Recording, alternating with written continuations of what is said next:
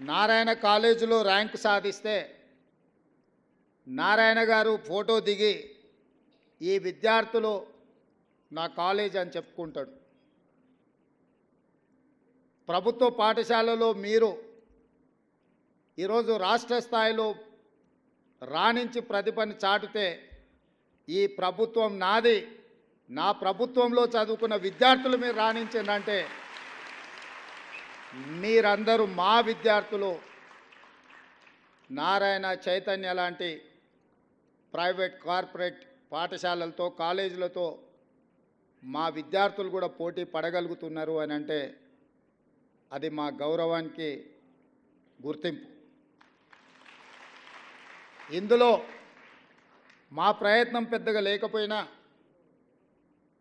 మా ప్రభుత్వం పెద్ద ఎత్తున మీ పట్ల దృష్టి సారించకపోయినా మట్టిలో మాణిక్యాలుగా మీరు రాణించి ఈనాడు ఈ ప్రభుత్వానికి గౌరవం తెచ్చిపెట్టినందుకు విద్యార్థులందరినీ కూడా మనస్ఫూర్తిగా నేను అభినందిస్తున్నా.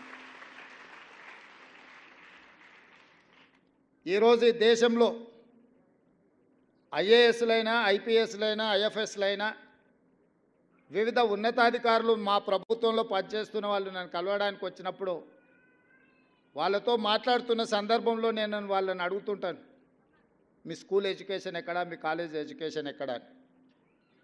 ఎందుకు అని అంటే ఒక అంచనా వేయడానికి వీళ్ళు ప్రభుత్వ పాఠశాలలలో చదివినరా ప్రైవేట్ కార్పొరేట్ స్కూల్స్లలో చదివినరా అని ఒక అంచనా కోసం నేను అడుగుతుంటా. 90% ఐఏఎస్ ఐపీఎస్లు ప్రభుత్వ పాఠశాలలలో చదువుకున్న వాళ్ళే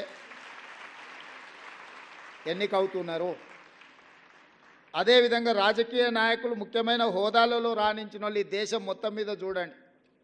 నిన్న ప్రమాణ స్వీకారం చేసిన నరేంద్ర మోడీ గారు కావచ్చు, 12 తారీఖు నాడు ప్రమాణ స్వీకారం చేయబోయే నారా చంద్రబాబు నాయుడు గారు కావచ్చు, డిసెంబర్ 7, 2023 నాడు ప్రమాణ స్వీకారం చేసిన మీ రేవంత్ అన్న కావచ్చు, మేమందరం ప్రభుత్వ పాఠశాలల్లో చదువుకొనే ఈ స్థాయికి వచ్చినాం. మేము ఈ స్థాయికి రావడానికి కారణం మా తల్లిదండ్రుల కంటే కూడా ఆ పాఠశాలల్లో చదువులు చెప్పిన గురువులదే.